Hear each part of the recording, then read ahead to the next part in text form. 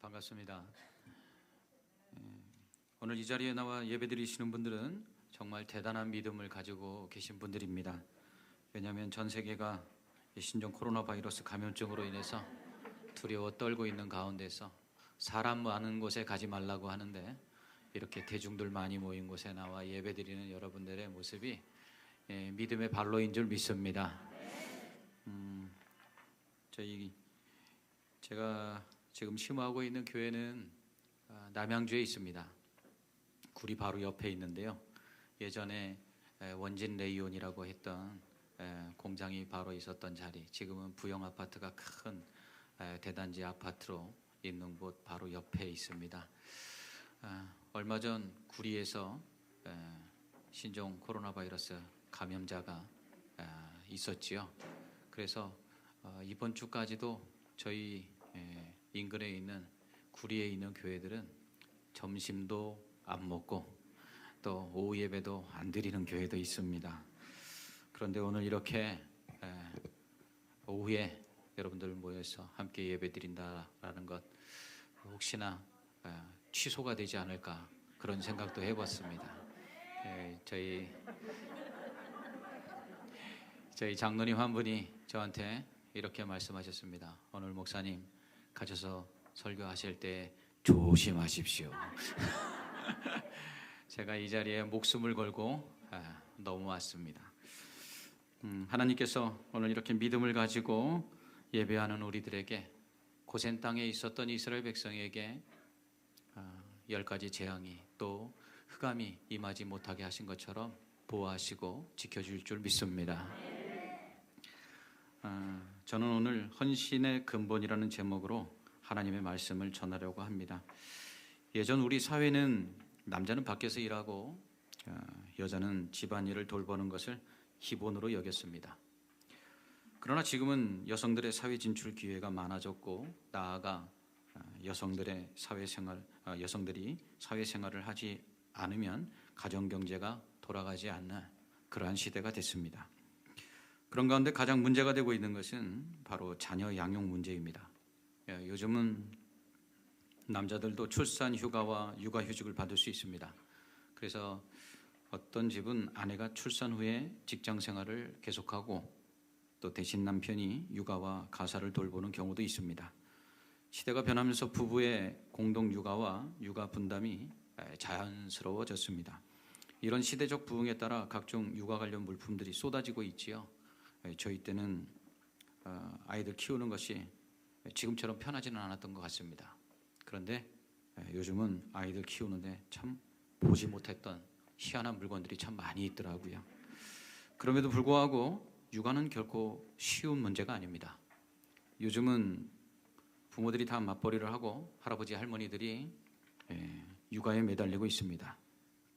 저희 교회만 해도 할아버지들은 아이들 아침에 어린이집 태워다 주고 또 유치원 태워다 주고 저녁에 되면 데려오고 할머니들은 아이들 깨워서 씻기고 옷 입히고 그래서 아이들 육아에 다 정신이 없습니다. 오늘 제가 여기 와서 우리 2여전도회 3여전도회 회장님들을 이렇게 뵀는데 너무 미인들이시고 너무 젊으셨어요. 그런데 연세들을 말씀하시는데 깜짝 놀랐습니다. 그분들을 보면 오늘 1여전도에서부터 3여전도회까지 헌신 예배를 드리시는데 이 세대가 어찌 보면 제일 고생 많이 한 세대가 아닌가 그런 생각을 해봅니다. 시집 와서는 시집살이, 또 자녀들 키우면서는 아들살이, 장가 보내고는 며느리살이, 그게 끝나고 나니까 손주살이. 그래서 요즘 한간에 이야기가 있지요. 80이 넘은 여자에게 가장 큰 행복은 남편이 일찍 죽는 것이다. 남편살이 하나를 끝내는 게 가장 행복이다. 이렇게 이야기를 합니다. 참 어찌 보면 어렵고 힘든 세월들을 잘 이겨내셨습니다. 그리고 또 교회 안에서 이렇게 중요한 직분들을 맡아서 그 사명들을 감당하고 있습니다. 이분들이 사실 없었다면 지금 아마 한국교회는 존재하고 있지 않다라는 생각을 해도 과언이 아닐 것입니다. 저희 교회만 해도 지금 이 연배에 계신 분들이 지금도 부엌에서 수고하고 계시고 그리고 전도하는 일에 또 애쓰고 계시고 또 성도들을 돌아보는 일에 여전히 현역으로 일하십니다. 이렇게 가정뿐만 아니라 또 교회에서도 많은 일들을 감당해 나가고 있음에도 불구하고 여전히 우리에게는 그런 숙제들이 있지요. 우리의 자녀들을 어떻게 양육할 것인가. 여자들이 사회적인 그 진출 기회가 더 많아지고 여성들의 사회에서의 역할이 강조되고 있는 반면에 또한 여전히 아직도 여자들에게 가정에서의 가사와 육아에 대한 책임이 여전히 강조되고 있는 것이 사실입니다. 이러한 때에 어떻게 우리가 이 자녀들을 양육하고 또 기를 것인가. 사실은 어찌 보면 지금 1녀전도에부터 3녀전도에까지는 육아의 문제는 다 끝나셨죠. 그럼에도 불구하고 사실 끝나지 않았죠. 장가를 보내고 나면 잘 살까? 장가를 보내고 시집을 보내고 나면 애들은 낳을까? 손주들은 잘 자랄까? 그러면서 여전히 사회적인 성공과 부뿐만 아니라 또한 신앙 안에서 신앙의 대는 잘 이어가고 있는가? 이런 고민들을 안 해볼 수가 없습니다. 특별히 교회 안에서 어떤 헌신들을 해 나가는 데 있어서 가장 중요한 것은 그 사람의 가정이 얼마나 믿음으로 세워져 있는가 하는 문제거든요. 저희 교회에서도 남자분들이 장로가 되고 안수집사가 되는 데 있어서 결정적인 역할들은 다 여자들의 몫입니다. 사실은 여자들이 얼마나 교회 안에서 성실히 봉사하고 기도하고 그리고 섬기느냐에 따라서 남편들의 직분들이 달라지거든요. 이처럼 중요한 일들을 여자들이 감당하고 있는데 이러한 중요한 일들을 감당하면서 하나님 앞에 헌신해 나갈 때 우리에게 있어서 잊지 말아야 될 가장 근본적인 것은 무엇일까? 오늘 저는 그 말씀을 신명기 6장에서 함께 나누어 보고자 합니다. 수신제가 치국 평천하라고 사서삼경 중 대학에서 이렇게 이야기합니다. 유교에서 강조하는 올바른 선비의 길입니다. 먼저 자기 몸을 바르게 가다듬은 후 가정을 돌보고 그 후에 나라를 다스리면 세상이 평안하게 될 것이다. 이런 뜻이죠. 선비가 세상에서 해야 될 일의 순서입니다. 그런데 성경도 이것을 똑같이 이야기합니다. 사도 바울은 에베소에서 목회하는 믿음의 아들 디모데에게 교회 감독을 세울 때 이런 사람 세워라 라고 당부합니다. 디모데전서 3장 2절에서 바울은 감독은 책망할 것이 없으며 한 아내의 남편이 되며 절제하며 신중하며 단정하며 라고 말합니다. 또한 집사를 세울 때 역시 집사들은 한 아내의 남편이 되어 자녀와 자기 집을 다스리는 자일진이라고 말합니다. 또한 믿음의 아들 디도에게도 역시 동일하게 말합니다. 내가 명한 대로 각 성의 장로들을 세우게 하려 함이니 책망할 것이 없고 한 아내의 남편이며 방탕하다는 비난을 받거나 불순종하는 일이 없는 믿는 자녀를 둔 자라야 할지니라. 아멘. 교회에서 감독과 장로와 집사로서의 사명을 감당하는 이 일꾼들을 세움에 있어서 자기 자신을 먼저 돌아보게 하고 그리고 자기 집을 잘 다스려야 하는 사람, 잘 다스리는 사람, 이 사람을 세워야 된다고 권면합니다. 아내를 사랑하고 자녀들을 믿음 안에서 방탕하지 않고 비난받지 않도록 순종하는 자들로 양육한 사람, 그 사람이 바로 교회의 일꾼 될 수 있는 자격이 있다는 것입니다. 이것이 바로 교회 사역의 헌신의 시작입니다. 디모데전서 3장 5절에서 바울은 그 이유를 사람이 자기 집을 다스릴 줄 알지 못하면 어찌 하나님의 교회를 돌보리요라고 말합니다. 교회에서 사명을 감당하고 헌신하기 위해 위한 그 시작은 바로 가정에서부터 출발하는 것입니다. 하나님은 신명기 6장 말씀을 통해서 가정을 신앙 안에서 어떻게 다스릴 것인가에 대한 구체적인 내용들을 말씀하고 있습니다. 신명기 6장 4절은 히브리어 성경을 보면 쉐마 이스라엘 이렇게 시작합니다. 즉 들으라 이스라엘아 라는 말씀입니다. 하나님은 이스라엘 백성에게 하나님의 말씀을 듣고 순종하기를 요구하십니다. 이처럼 하나님의 말씀을 듣고 순종하기를 원하시는 하나님은 이스라엘 백성에게 개학의 수신제가 치국평천하라는 말과 동일한 말씀을 하십니다. 즉 먼저 나 자신을 돌아보고 그리고 가정을 돌아봐야 하나님 뜻대로 순종하며 하나님의 사명을 감당할 수 있다는 것입니다. 즉 교회를 잘 섬기고 헌신하려면 가정을 잘 다스려야 합니다. 그러기 위해서는 먼저 해야 될 일이 나 자신을 돌아보는 것입니다. 그렇다면 자신을 돌아봐야 하는 데 있어서 가장 먼저 점검해야 될 부분이 무엇일까요? 오늘 말씀은 바로 하나님을 사랑하는 것이다, 이렇게 말씀합니다. 내가 먼저 하나님을 사랑해야 합니다. 그래야 가족들에게도 하나님을 사랑할 수 있도록 만들 수 있습니다. 니들이 개 맛을 알아? 유명한 광고 카피가 있습니다. 개 맛도 모르는 사람이 개가 맛있다고 말하면 사람들이 안 믿죠. 내가 하나님을 사랑하지 않는데 하나님을 사랑하라고 아무리 이야기해봐야 그 말은 씨도 먹히지 않습니다. 그러므로 헌신의 시작은 바로 하나님을 사랑하는 것에서 출발합니다. 이것이 헌신의 근본입니다. 그러므로 헌신의 시작은 하나님을 사랑하는 데 있어서 어떻게 사랑해야 하는가라는 고민을 우리에게 하게 합니다. 어떻게 해야 될까요? 오늘 말씀은 마음을 다하고 뜻을 다하고 힘을 다하라고 말씀합니다. 더 나아가서 어떤 성경은 목숨까지 다해야 된다 말씀하고 있습니다. 이렇게 하나님을 사랑하는 사람만이 하나님께 헌신할 수 있는 것이죠. 그러므로 하나님을 사랑하지 않는 자가 헌신할 수는 없습니다. 그런 사람은 헌신이 힘겹고 버겁습니다. 이러한 하나님에 대한 사랑, 그러면 어떻게 우리가 하나님을 사랑할 수 있을까요? 하나님이 먼저 우리에 대한 사랑이 얼마나 크신지를 깨달아야 합니다. 사랑은 우리가 먼저 하나님을 사랑한 것이 아니라고 성경은 말씀합니다. 하나님이 우리를 먼저 사랑하셨습니다. 그 사랑을 우리가 깨달으면 우리도 하나님을 사랑할 수 있다는 것이죠.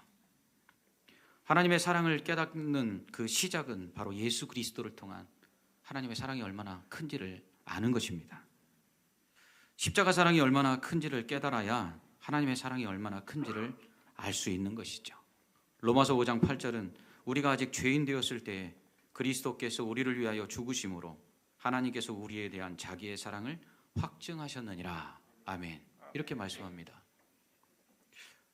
옆집 아이 살리겠다고 내 자식 죽이는 부모는 없습니다. 만약 그런 부모가 있다면 제정신이 아닌 거죠. 그런 의미에서 외람된 표현이지만 하나님은 제정신이 아니십니다. 우리를 사랑하시는 데 있어서 하나님은 정상적인 사람의 머리로는 이해할 수가 없습니다. 제가 대학교를 다닐 때 하나님 앞에 이렇게 학교 수업을 마치고 강당에 올라가서 매일같이 기도했던 때가 있습니다. 그때 하나님께 기도할 때마다 제가 이렇게 물어본 적이 있습니다. 하나님, 왜 나를 사랑하십니까? 근데 번번이 돌아오는 그 제 마음속의 울림은 그 이유를 알 수 없다는 것입니다. 하나님이 우리를 사랑하시는 그 사랑을 정상적인 우리의 머리로는 도저히 이해할 수 없습니다. 어떻게 심판받아 마땅한 죄인들, 죽은 개만도 못하고요, 벌레만도 못한 우리를 위해서 어떻게 죄 없는 아들을 대신 죽일 수 있습니까? 이건 아버지가 아닙니다.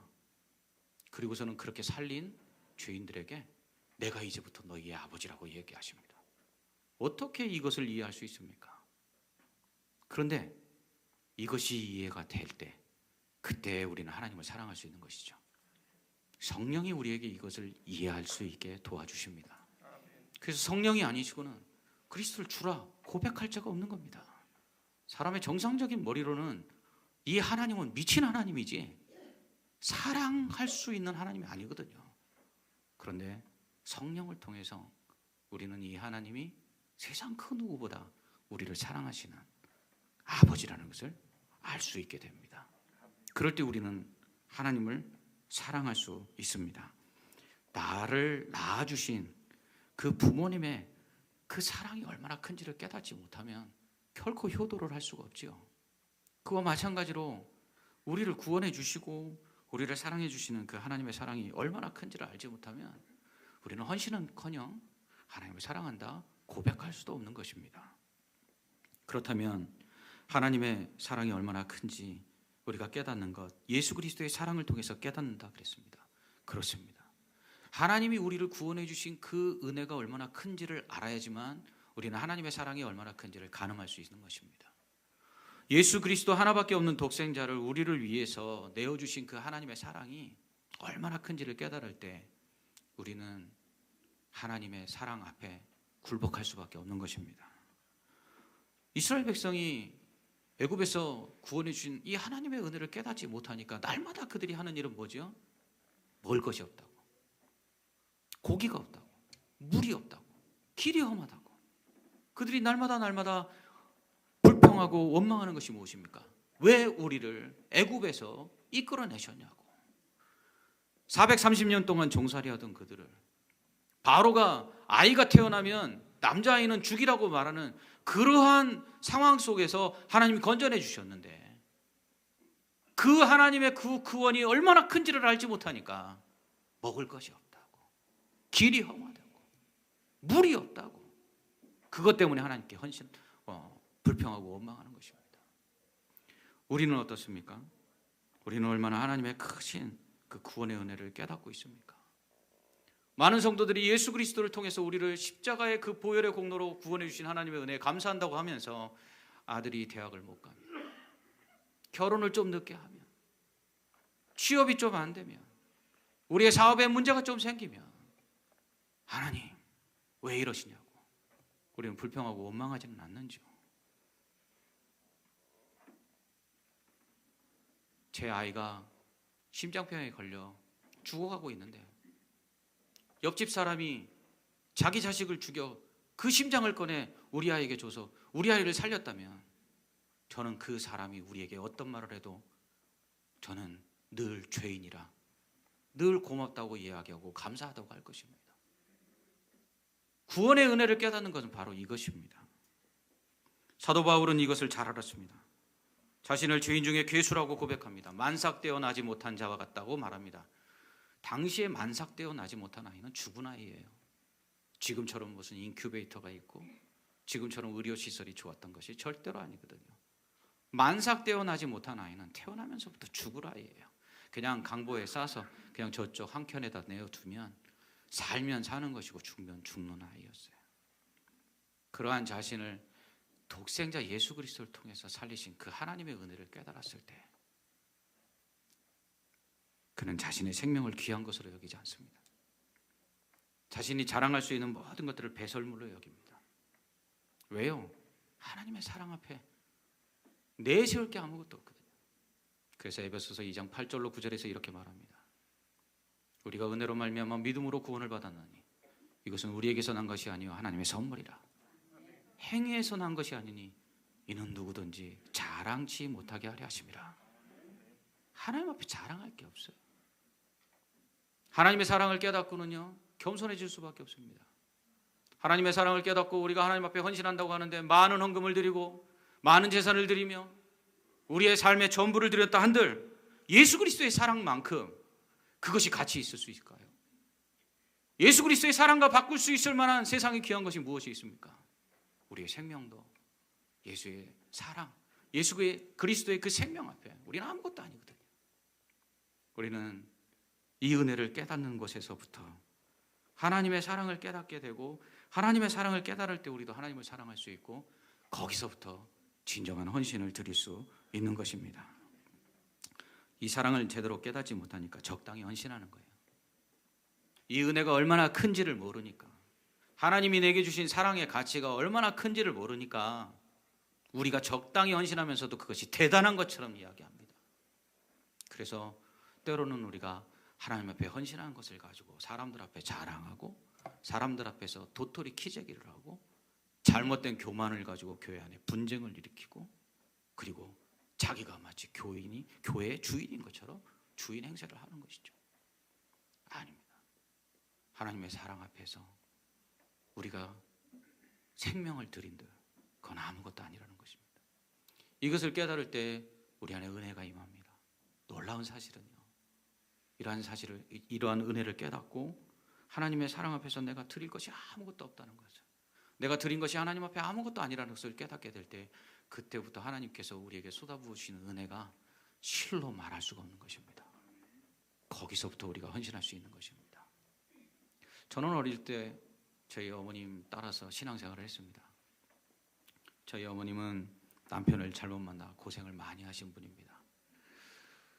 도저히 이 자식들을 키울 때 이 김씨 가문의 피가 흐르면 이 자식들이 망할 것 같아서 어떻게 하면 이 혈통을 바꿔볼까? 예수 피로 바꿔보자. 그래서 이 아들이 낳았을 때 산에 올라가 백미를 100번 씻어 치성을 드리던 그분이 교회를 나가기 시작합니다. 그 열심을 내었던 그 미신을 섬기던 그 열심으로 교회를 나가기 시작합니다. 새벽에도 빠지지 않고 수요일, 금요일, 주일 교회 나가서 늘 예배드리고 기도하십니다. 그것도 모자라 부흥회란 부흥회는 다 따라가십니다. 산에 올라가 그 초신자가 방석 하나 짊어지고 그 삼각산을 손으로 기어 올라가 예배를 드립니다. 근데 이 아들은 그 엄마의 아들로 태어난 죄밖에 없어서 그 어머니를 따라 어려서부터 수요일, 금요일, 주일, 상기도, 부흥회 다 따라다닙니다. 그 가운데서 본 것은 하나밖에 없습니다. 하나님 없으면 살 수가 없다는 것. 그 하나님의 사랑이 저희 어머니를 살게 하셨고 또한 저를 살게 했습니다. 이 사랑이 우리 안에 있어야 우리가 하나님을 사랑할 수가 있습니다. 하나님이 때로는 우리에게 환난을 주시고 고난을 주셔도 이겨낼 수가 있습니다. 왜냐하면 그분은 우리를 사랑하시거든요. 그분은 아들을 주셔서 우리를 살리셨거든요. 결코 우리를 버리실 수가 없는 분이시거든요.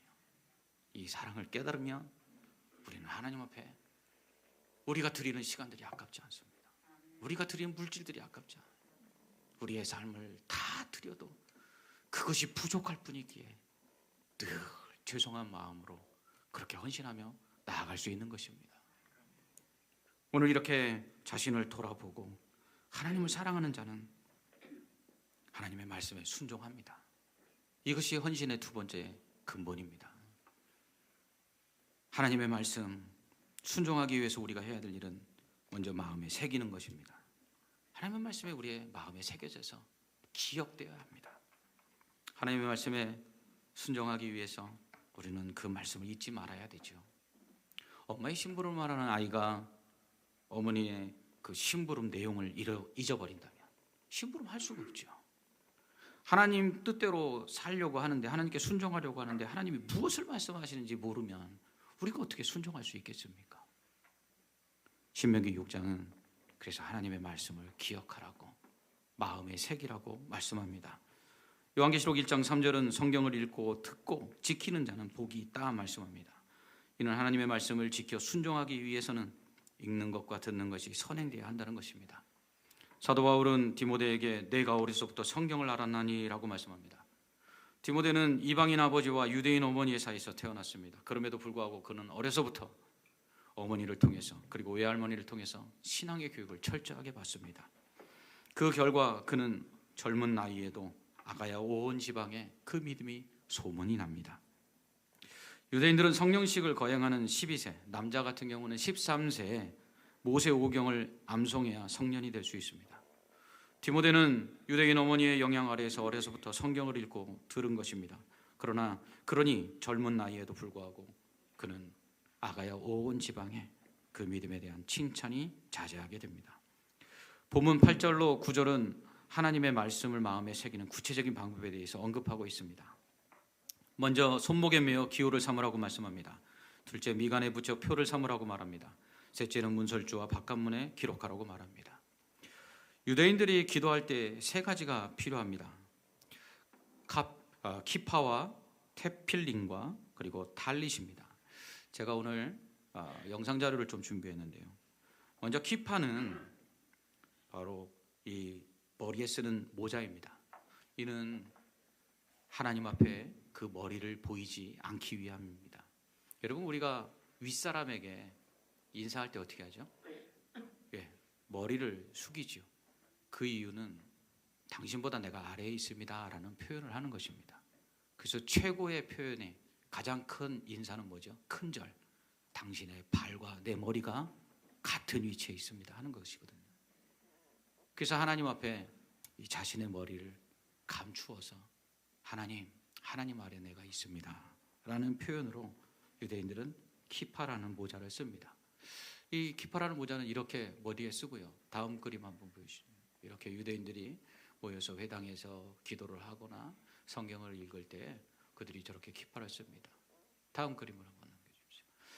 그 다음에 문설주에 또 바깥문에 기록하라라고 하나님 말씀하셨는데요. 이것은 바로 그 메주자라는 것입니다.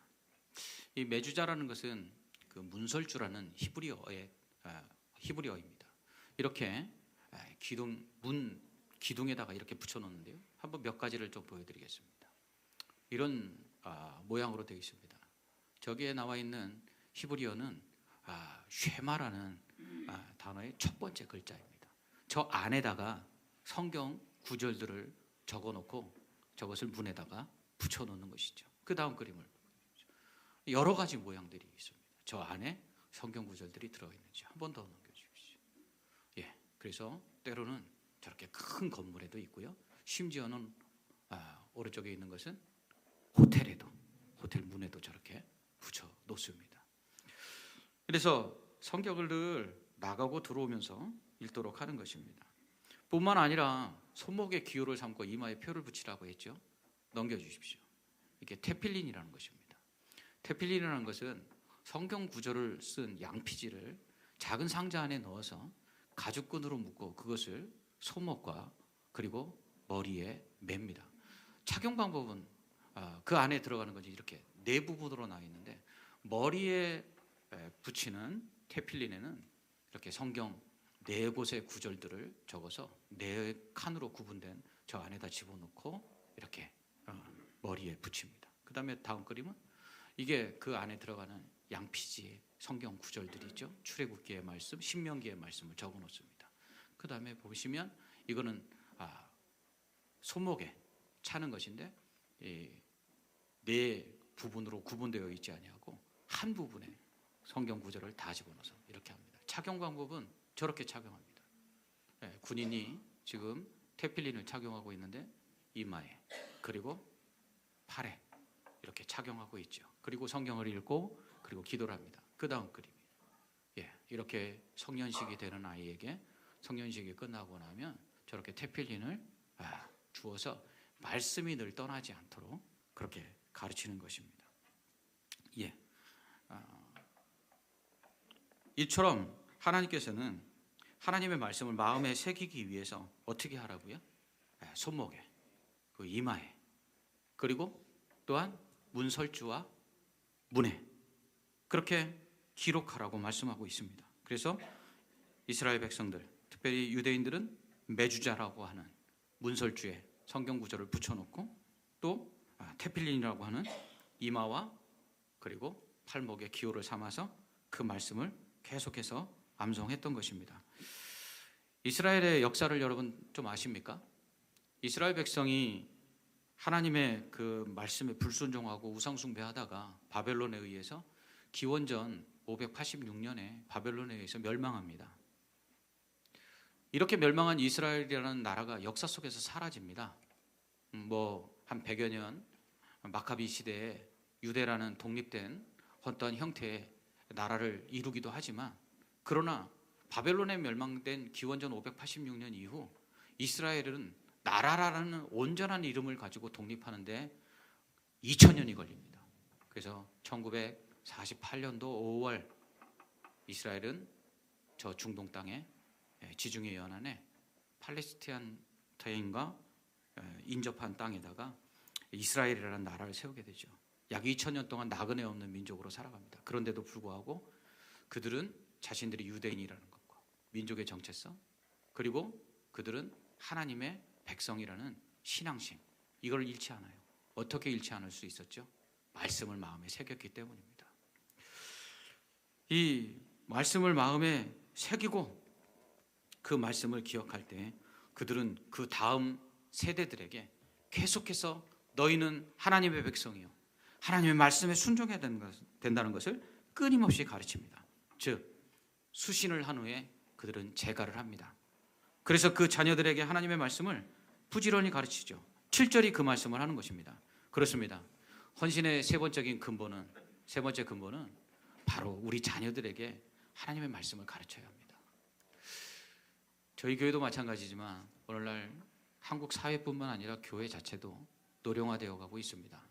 특별히 한국은 기대수명 세계 최고의 나라 아닙니까? 오늘 여기 1녀전도에서부터 3녀전도에까지 계시지만 제가 사실 이렇게 처음 뵙고는 저희 교회 한 3녀전도회 정도, 3녀전도회는 나이로 따지면 40대, 50대거든요. 그렇다라고 해도 진짜 믿을 만큼 정말 젊으십니다. 예. 아멘 안 하시는 분들은 부러워서 그러신 건지.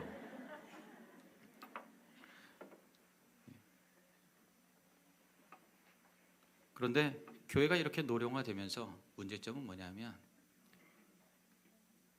교회 어르신들이 만약 하나님의 부르심을 받고 이 자리를 떠나간다면 과연 그분들이 앉았던 자리에 다음 세대가 앉아 있느냐, 이것이 지금 가장 큰 문제입니다. 제가 우리 교회 성도들에게 부탁하는 게 있습니다. 여러분들이 앉아서 예배드리던 자리에 여러분 다음 대를 이을 사람 한 사람을 세워놓고 그리고 하나님 부르심에 응답하시기 바랍니다 라고 말합니다. 예전에는 장년들이 교회 학교에 비해서 절반 정도였습니다. 그러니까 장년 숫자가 한 100명 모이는 교회면 어린아이들과 청년들까지 한 200명 모이는 그런 교회였어요. 지금은 여러분 4분의 1로 줄었습니다. 장년이 100명 모이면 교회 학교 전체 해봐야 25명을 넘기가 쉽지 않습니다. 청년들까지. 그런 가운데 지금 우리 저출산이 문제가 되고 있지 않습니까? 근데 교회는 세상의 저출산보다 더한 영적인 출산 능력을 잃어버렸어요. 그래서 교회는 이제 전도하지 아니하고 새로운 영혼들을 교회 안으로 불러들이지 못하는 상황에 있습니다. 근데 더더욱 문제는 신앙생활을 하고 있는 기존 성도들의 자녀들마저도 신앙의 대를 잇지 못하고 있다는 사실입니다. 이게 가장 큰 문제예요. 제 선배님이 서울의 덕수궁 옆에 총회장님을 두 분이나 이렇게 세운 그런 전통 있는 교회 담임으로 가셨어요. 그분을 만나서 이야기를 듣는데 이렇게 말합니다. 그 교회는 1세대들이 이북에서 내려와서 신앙을 가지고 세운 교회입니다. 뭐라고 이야기하냐면 1세대들이 다 죽고 나면 2세대들이 과연 교회에 올까? 이게 목사님의 가장 큰 고민입니다. 여러분, 우리가 이 교회를 위해서 얼마나 헌신했습니까? 제가 예전에 있던 교회는 교회 예배당을 옮기는 문제로 큰 혼란이 있었습니다. 왜냐하면 정말 그 교회 벽돌 한 장 올리기 위해서 성도들이 정말 애쓰고 수고했거든요. 그런 교회를 예배당을 옮긴다라는 것을 성도들의 마음에 용납할 수가 없었어요. 그렇게 세워진 교회인데 중요한 거는 건물은 남아있는데 그 안에 남아있는 사람이 없게 된다는 것입니다. 이것이 오늘날 교회의 가장 큰 고민입니다. 예전에 제가 그 젊은 시절, 지금도 젊지만 더 젊은 시절 처음 전도사를 할 때에 부흥회를 하는데 부흥강사 목사님 오셔서 그런 말씀하십니다. 전도도 못하면 애라도 많이 낳아라. 그래서 제가 속으로 그랬죠. 목사님이 저렇게 경우에 없는 말씀을 하실까? 애 낳는 게 쉬운가? 그런데 제가 담임이 되고 나니까 그게 진리더라고요. 저희 교회는 그렇게 크지 않습니다. 저희 교회는 한 성도들 200여 명 출석합니다. 주일날. 그런데 제가 부임해서 10년이 지났는데요. 애들은 잘났습니다. 작년에 저희가 8명 태어났습니다. 놀랍죠? 예. 그런데 제가 부임해서 10년 동안 제일 적게 낳았을 때가 3명이고요. 평균 5명은 낳습니다. 저희 유치부가 저희가 낳은 아이들만 20명 모입니다. 그 아이들이 올해는 초등학교도 갔고요. 그 아이들 때문에 부모들이 신앙생활합니다. 아이가 유치부에 가야 된다고. 엄마랑 아빠랑 캠핑을 갔다가 주일 되면 교회를 가야 돼서 토요일 날 저녁이면 어쩔 수 없이 돌아와야 되는 그런 상황이 있습니다. 한 번은 젊은 부부가 이런 얘기를 하더라고요. 목사님, 우리 아이들 때문에 이제 주일날 안 빠지기로 했습니다. 왜냐하면 그 부부는 남편이 믿는 집안에서 태어났고 또 아내도 믿는 집안 사람인데 아내가 우리 교회 출신이에요. 그러다 보니까 이 부부는 한 주는 시댁교회 가고 한 주는 친정교회 오는 거예요. 어느 날 아이들이 그러더래요. 아빠, 교회는 한 교회로 나갑시다. 그리고 결정한 게 저희 교회입니다. 그래서 지금 두 아들들이 아주 신앙생활 열심히 하고 있어요. 그렇습니다. 젊은 세대가 점점 떠나는 교회 어떻게 해야 될까요? 그 개통령이라고 불리는 그 강영욱 씨가 있습니다. 반려동물 키우시는 분들은 잘 아시죠? 그 사람 앞에만 가면 그 사나운 개들도 그렇게 얌전한 온순한 고양이처럼 변합니다. 그 사람이 이런 말을 했습니다. 나쁜 개는 없다. 나쁜 주인만이 있을 뿐이다. 그 말이 이제는 사회적인 큰 반향을 일으켜서 나쁜 학생은 없다. 나쁜 선생만 있을 뿐이다. 또 가정에서는 뭐라고 얘기하죠? 나쁜 자녀는 없다. 나쁜 부모만 있을 뿐이다. 만약에 우리의 신앙의 자녀들이 대를 잇지 못하고 이 자리에 있지 못하다면 그것은 누구의 책임이냐? 그 우리의 책임인 거죠. 우리가 하나님 앞에 열심히 헌신했는데 만약에 우리의 대를 이을 사람이 없다면 우리의 헌신이 얼마나 안타깝게 되겠습니까? 바울은 그런 면에서 교회 감독을 세우고 장로를 세우고 교회 중요한 일꾼들을 세우는 데 있어서 믿음의 자녀들을 잘 양육한 사람을 세우라고 말합니다. 왜요? 그 사람이 했던 그 헌신들, 그 충성들을 이어서 교회를 잘 섬길 수 있는 사람들이 세워져야 하기 때문입니다. 자녀들을 잘못 키우는 예를 좀 한번 드려본다면 이런 것이죠. 제가 교육전도사 하던 시절에 중고등부를 맡을 때였습니다. 교회 한 번은 장로님 부인 되는 권사님이 저를 찾아오셨어요. 이렇게 얘기하더라고요. 전도사님, 우리 아이가 올해 고3인데 한 번만 봐주세요. 대학 들어가거든 열심히 신앙생활 하도록 가르치겠습니다. 제가 봐줄 수 있는 건 아닌 것 같아서 알겠습니다 라고 말씀을 드렸어요. 그리고 그 아이는 그 다음에 대학을 그 애가 지나고 고3을 마치고 대학에 들어갔습니다. 그리고 대학 진학과 함께 교회도 떠났습니다. 그리고 여태 안 돌아와요.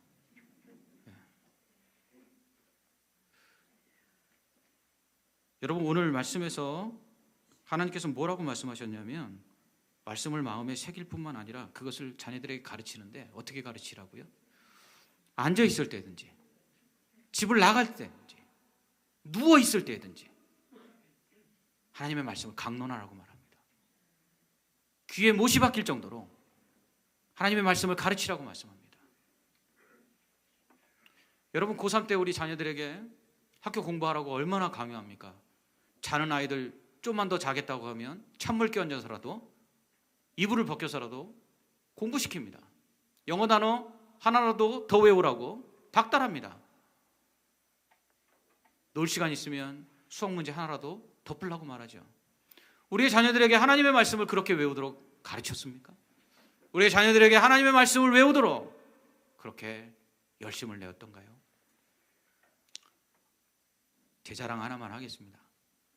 이해하고 들으세요. 저는 저희 아이를 키우면서 밤에 잠을 자기 전이면 하나님의 말씀을 늘 이야기해 줬습니다. 한 번은 저희 아이가 교회에서 성경학교를 하다가 아이들과 놀다가 이 행거가 쓰러지면서 이 손가락 인대가 끊어졌습니다. 목사 딸이 교회에서 성경학교하고 놀다가 인대가 끊어졌으니 할 말이 없더라고요. 가까운 병원에 우리 장로님이 하시는 병원이 있어서 아이를 급히 데리고 갔습니다. 아이가 이제 급하게 접합 수술을 받아야 되는데 저에게 이렇게 말합니다.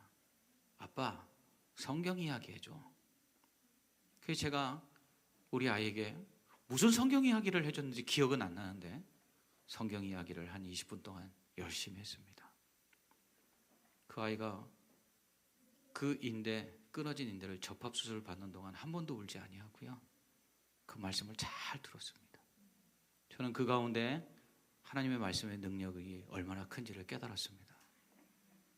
그 어린아이도요, 하나님의 말씀을 들으면 그 말씀이 하나님이 자기와 하는 것들 그도 알고 있었던 것입니다. 우리 자녀들에게 무엇을 물려주고 계십니까? 우리의 자녀들에게 무엇을 가르치고 계십니까? 여러분, 이 교회가 정말 여러분 사랑하고 이 교회를 위하여 정말 뜨겁게 헌신한 교회입니까? 그렇다면 여러분에 대해서 끝나면 안 되겠죠. 특별히 우리 1여전도회, 2여전도회, 3여전도회 이 교회를 위해서 이렇게 헌신하고 그 다음 4여전도회, 5여전도회, 6여전도회가 제대로 헌신하지 않는 것 같으면 막 속에서 화가 나지 않습니까? 네. 우리 권사님들은 그러시더라고요. 요즘 젊은 것들은 헌신을 안 해. 네. 우리의 자녀들은 어떤가요? 우리의 자녀들은 지금 어디에 있는가요? 이 예배 시간에 예배 자리에 있습니까? 헌신의 자리에 나아가 헌신하고 있습니까? 하나님께서는 이렇게 말씀하십니다. 그렇게 하면 너희가 들어간 땅에서 너희가 장수하고 복을 받을지라. 헌신에는 분명히 대가가 있습니다. 하나님 공짜가 없습니다. 구원만 공짜예요. 하나님 구원은 거저 주시는데요, 우리가 하나님 앞에서 헌신하면 하나님은 절대로 우리의 헌신을 외면치 아니하십니다. 하나님은 그것을 기억하시고요, 반드시 갚아주십니다. 하나님은 얼마나 계산을 잘하시는 분인지 아십니까? 여러분, 이스라엘 백성이 바벨론에게 멸망하고 바벨론의 포로로 70년 동안 살게 됩니다. 왜 하나님께서 70년을 바벨론 포로 생활을 하게 하셨을까요? 왜 70년이었을까요? 애굽에서는 430년이었는데 그 이유가 무엇인지 아십니까? 머리카락도 세시는 바 되신 하나님이요, 우리에게 철저히 계산하신 거예요. 이스라엘 백성이 가나안 땅에 들어가서 지키지 않은 희년만큼, 안식년만큼 그 땅을 쉬게 하지 않은 것에 대해서 하나님이 계수하셨다가 하나님께서 너희가 바벨론의 포로로 70년 동안 사는 동안에 그 땅이 안식할 때와 같이 땅이 쉬리라. 하나님이요, 얼마나 계산을 잘 하시는지 모릅니다. 우리에게 은혜를 주실 때는요, 우리가 행한 것보다 더 많은 것을 주시지만요, 우리가 잘못하면 반드시 그것을 계산하십니다. 우리가 잘하면 자손 1000대까지 은혜를 베푸시지만 우리가 못하면 자손 3, 4대까지 반드시 보응하신다고 말씀하세요. 하나님 계산하시는 하나님이에요. 그만큼 우리가 수고한 것들 하나님 계산하셨다가 그대로 갚아주시고 그 위에 더해서 주십니다. 그런 하나님 앞에서 우리는 어떻게 헌신해야 되겠습니까? 그 헌신의 시작은 하나님을 사랑하는 것입니다. 하나님이 우리를 얼마나 사랑하는지를 깨달으면 우리 하나님을 사랑할 수 있습니다. 헌신의 두 번째 근본 뿌리는 우리가 하나님의 말씀에 순종하는 것입니다. 그러기 위하여 하나님의 말씀을 날마다 마음에 새겨야 합니다. 읽고 듣고 묵상해야 합니다. 외워야 합니다. 그리고 이것을 우리의 자녀들에게 가르쳐야 합니다. 그래서 우리의 헌신이 헛되지 않도록 우리가 헌신한 그 헌신 위에 우리의 자녀들의 헌신이 더해져서 돌 위에 돌이 쌓여가고 벽돌 위에 벽돌이 쌓여져서 아름다운 건물을 만들듯 하나님의 교회가 더욱더 아름답게 세워지고 하나님의 역사가 나타나게 될 줄 믿습니다. 오늘 이 자리에 모인 모든 우리 성도들, 특별히 헌신을 다짐하는 1여전도회, 2여전도회, 3여전도회 모든 회원들이 오늘 이 말씀처럼 하나님을 사랑하고 하나님 말씀에 순종하고 그리고 우리의 다음 세대들에게 이렇게 하나님 사랑하고 하나님 말씀에 순종하는 것을 부지런히 가르쳐서 우리 성은교회가 주님 오시는 날까지 계속해서 하나님의 뜻을 이루고 하나님의 영광을 나타내는 아름다운 교회 되기를 주님의 이름으로 축원합니다.